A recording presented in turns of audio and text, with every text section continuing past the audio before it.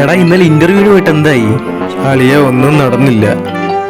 എടാ ഞാൻ ഇന്നലെ പറഞ്ഞില്ലേ, ഇത് നമുക്ക് പറ്റിയ പണിയേ അല്ല, നമുക്ക് പറ്റിയത് ബിസിനസ്സാണ്.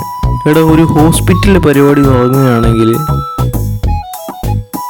കുറച്ചും കൂടെ നന്നായി. അളിയ അതൊരു നല്ല ഐഡിയ.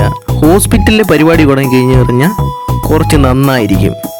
എടാ എന്നാലും ഉണ്ടല്ലോ, കുറച്ച് പൈസ ഇറക്കേണ്ട പരിപാടിയല്ലേ, മൊത്തത്തിൽ പ്രശ്നമാണെന്ന് എനിക്ക് തോന്നുന്നത്. കുറച്ച് റിസ്ക് പിടിച്ച പണിയല്ലേ.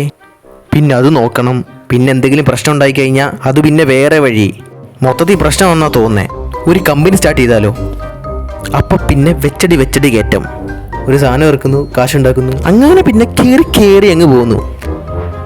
പച്ച പിടിച്ച് പെട്ടെന്ന് കയറാൻ പറ്റുന്ന ഒരു പരിപാടിയാണ് അത്.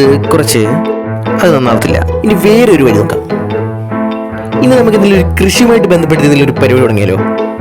ജൈവ കൃഷി ആയതുകൊണ്ട് ഇന്ന് കുറച്ച് ഡിമാൻഡുള്ള പരിപാടിയാണ്. അതുകൊണ്ട് നമുക്ക് പെട്ടെന്ന് പിടിച്ചു കയറാനും പറ്റും. അളിയ കൃഷി എന്ന് പറഞ്ഞാൽ കുറച്ച് പണിയെടുക്കുന്ന പരിപാടിയില്ലേ? അളിയത് മെനക്കേടാവത്തില്ലേ? അളിയ അതും ചിലപ്പോൾ നമുക്ക് പറ്റത്തില്ല.